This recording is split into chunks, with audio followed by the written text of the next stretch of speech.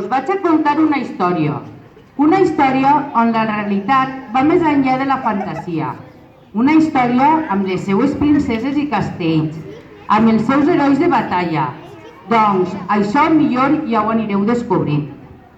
Tot va començar en la terra dels boscs instrumentals i de les altes collines anomenades lligadures. Allà on amaneixia un sol radiant es despertava el regne de Musicàlia. I com tots els regnes d'aquella època tenia la figura del matrimoni reial amb la seva filla, la princesa Euterpe. En la torre més alta d'aquell castell es situava l'estància de la princesa Euterpe, tota plena de llum i colors clars, tal com els seus pares l'havien decorada. Doncs aquell dia estava feliç, donat que era el seu 18è aniversari. En aquell regne tenien una norma primordial, doncs trobar espòs a la majoria d'edat era precís per a poder seguir amb el regne de Musicàlia. Els seus pares, en especial el pare, el rei Tempo, tenia moltes ganes de que aplegara aquest dia, ja que a la seva filla li havia preparat un ball reial per a que coneguera tots els prínceps dels regnes del voltant, i el príncep escollit prendria la mà de la princesa Euterpe aquella nit en senyal de matrimoni.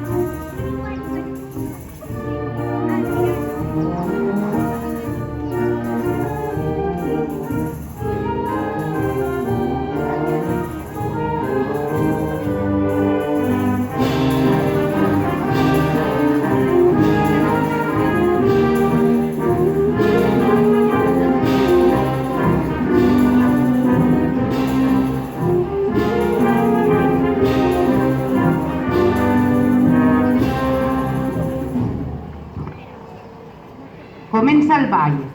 Prínceps de tots els regnes en el ball presents estan perquè la mà de la princesa tots volen tocar.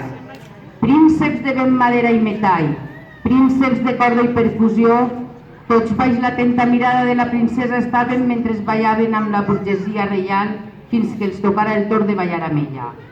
Tots els prínceps volien tocar la seva mà i que les mirades d'ambdós es creuaren, però la princesa no volia ningú d'ells. Més els seus ulls brillaven i el seu cor bategava per altre tipus de mans i altre tipus d'ulls, els de Fusa, la guardiana del palau.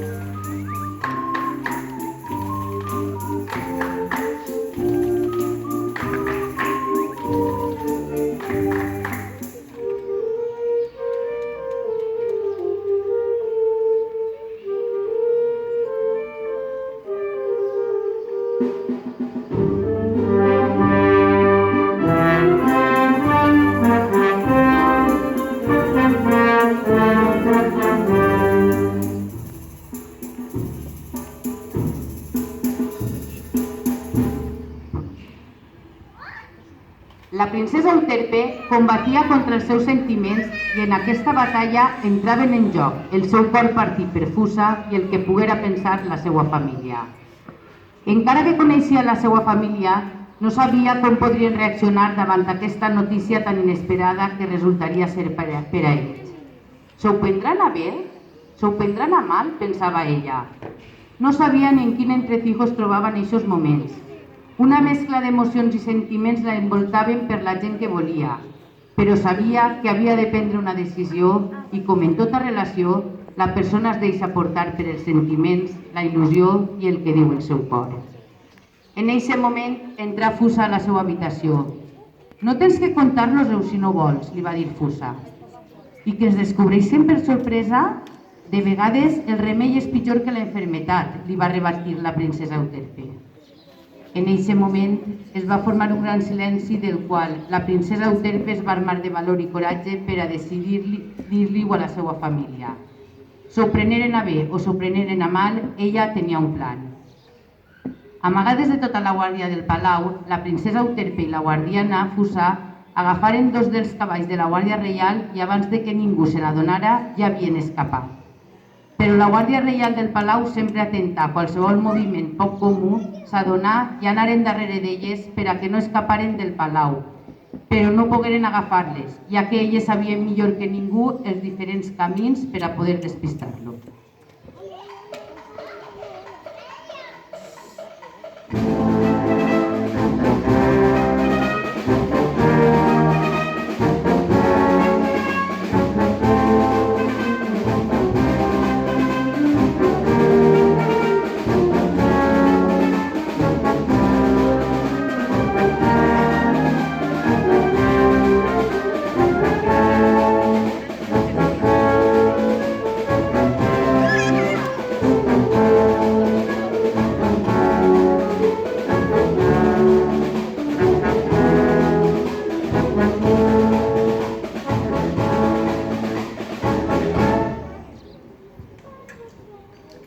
Passades unes hores de l'escapada de la princesa Euterpe, el rei Tempo començà a pensar i no parava de pegar-li voltes al que havia fet mal. Començà a divagar en veu alta sobre l'educació, el seu futur, les crítiques que podrien rebre en el regne si la gent s'enterava del que estava passant, i per un moment va pensar en desaparèixer, ja fora per vergonya o per la impotència al veure que la seva filla no volia ser com les princeses dels altres regnes, fins que sa mare, la reina Blanca, el va fer entrar en raó. «Són nous temps», li va dir. «La societat avança a poc i nosaltres tenim que adaptar-nos a ella. Si la nostra filla ha decidit enamorar-se d'una dona, és la seva elecció, i nosaltres tenim que respectar-la, recolzar-la i apropar-la en totes les decisions que vulgui prendre». De repent, el rei Tempo va obrir els ulls i va dir a la seva dona: «Tens raó, és la meva filla i he de recolzar-la i respectar-la. I si ella ha decidit que vol casar-se amb una dona, avant». Prompte es posaren en marxa per a trobar-la i comunicar-li la notícia. Recorregueren tot el bosc musical fins que el no més allunyat del regne trobaren una xocoteta cabanya. A l'assegurar-se que era on Euterpe i Fusa vivien, els deixaren una carta per baix la porta. La carta deia: «Filla meua, sé que no he fet bé les coses i m'arrepentisc de com m'he portat amb tu. Sols vull el millor per a tu, perquè et vull i estic molt orgullós de que sigues la meua filla. Ta mare i jo et trobem molt a faltar i volem que tornes. El temps vola i les tradicions canvien. I si tu has volgut enamorar-te d'una dona, jo vaig a recolzar-te fins al final. Espere que pugues perdonar-me i torneu a casa tot l'aviat possible». Al veure la carta, la parella no s'ho va pensar i va tornar al regne de Musicalia. Agafaren els cavalls i galoparen el més ràpid possible fins al regne.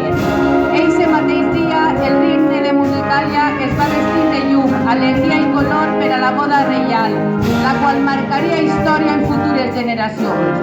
A la boda reial acudiren de tots els regnes dels voltants. Aquell dia, més que una celebració, fou el principi d'un món on la diversitat i la igualtat tenien un paper important.